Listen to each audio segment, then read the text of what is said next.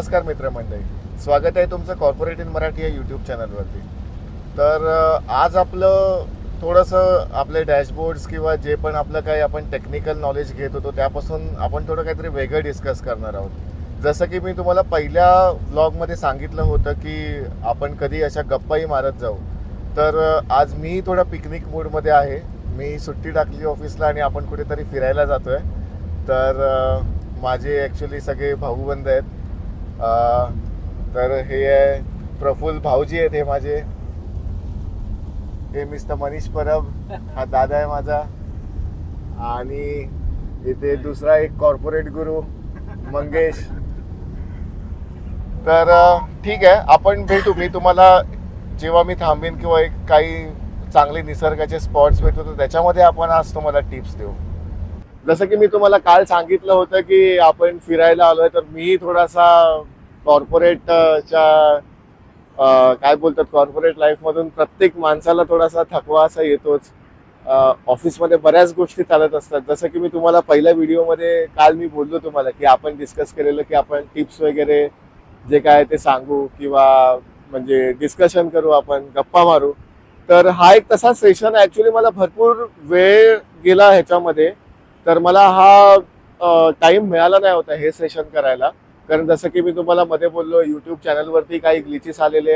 So मी एका last व्हिडिओमध्ये की शॉर्टमध्ये आय थिंक मी कव्हर केलेलं मला आठवत नाही. आय थिंक टिप्समध्ये जे आपले व्हिडिओ नंतरचे टिप्स होते ना, त्याच्यामध्ये एका व्हिडिओमध्ये मी बोललेलो काहीसं जे शॉर्ट जे टाकतात इंस्टाग्रामवरती किंवा काय, म्हणजे इंटरव्ह्यू बद्दल मी तुम्हाला बोललेलो की ते टिप्स देतात, तसं काही करू नका, हे काहीतरी मी सांगितलेलं. तर तो व्हिडिओ मी इथे आय बटनवरती डिस्क्रिप्शन मध्ये बघायला मिळेल तुम्हाला. तेवढा पॅच आहे ना, मी तुम्हाला डिस्क्रिप्शन मध्ये त्याचा टाइम पण टाकतो ते बघ. तर तसाच मला वाटतं आय गेस त्याच माणसाचा ना मला एक शॉर्ट आता परत एकदा मिळालेला आहे.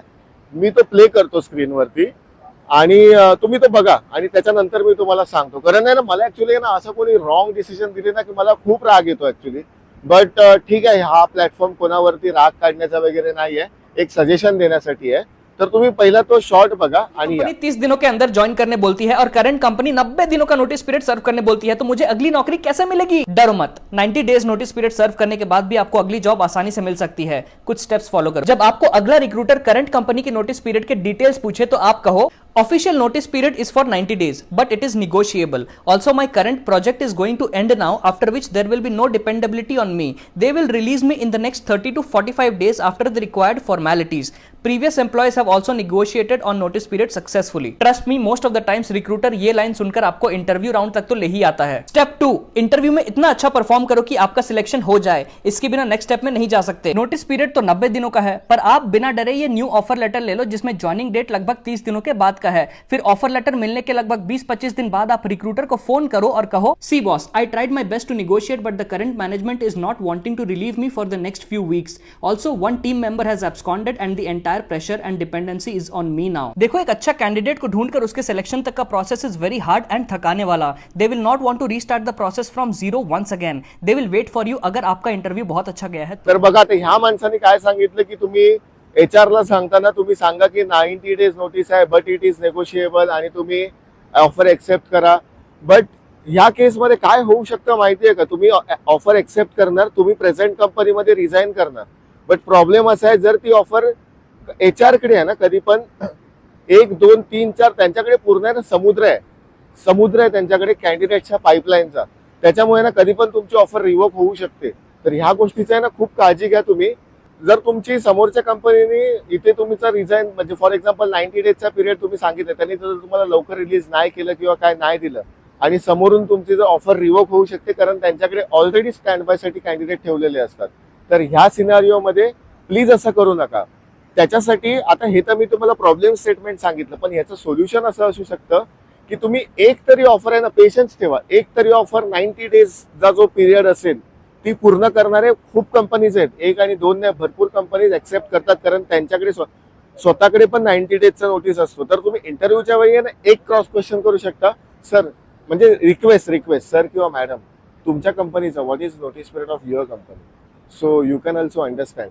like similarly as your company has 90 days notice, my company also has 90 days notice. तर अशी करून तुम्ही रिक्वेस्ट करू शकता, त्याच्यामध्ये तुम्हाला ऑफर लेटर घेऊ शकता. ठीक आहे. आणि एक ऑफर आली की त्याच्यानंतर बाकीचे ऑफर घ्यायला तुम्ही जम्प करू शकता. ते तर 100% म्हणजे असं काय बोलतात ना इलॉजिकल नाही त्याच्यामध्ये. मग तुम्ही घ्या ना.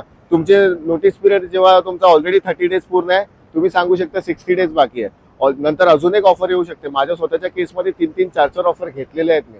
शेवटच्या 15 दिवसात जी ऑफर येते ना ती सगळ्यात बेस्ट ऑफर असते. त्याच्यामध्ये तुम्ही जो तुमचा काय बोलतात जॉईनिंग बोनस वगैरे आहे ना, तुम्ही तुमच्या CTCचा जो तुमची मंथली सॅलरी येत असेल, 1 सॅलरी, 1.5 सॅलरी, 2 सॅलरी आरामात तुम्ही बोलू शकता. आणि 15 दिवसाच्या नोटीसमध्ये हमखास तुम्हाला कोण पण देणार तो.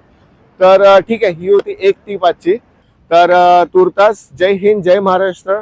भेटू आपण पुढच्या व्हिडिओमध्ये अशाच काही टिप्स सोबत. आणि मी आशा राखतो तुम्ही या व्हिडिओला लाईक करा, चॅनलला सबस्क्राईब करा. तुम्ही सबस्क्राईब नाही करत आहेत, खूप लोक व्हिडिओ बघून जात आहेत पण सबस्क्राईब नाही करत आहेत. तर मी आशा राखतो की तुम्हाला व्हिडिओ आवडला असेल आणि प्लीज पुढच्या अपडेटसाठी तुम्ही सबस्क्राईब करून ठेवा. ओके.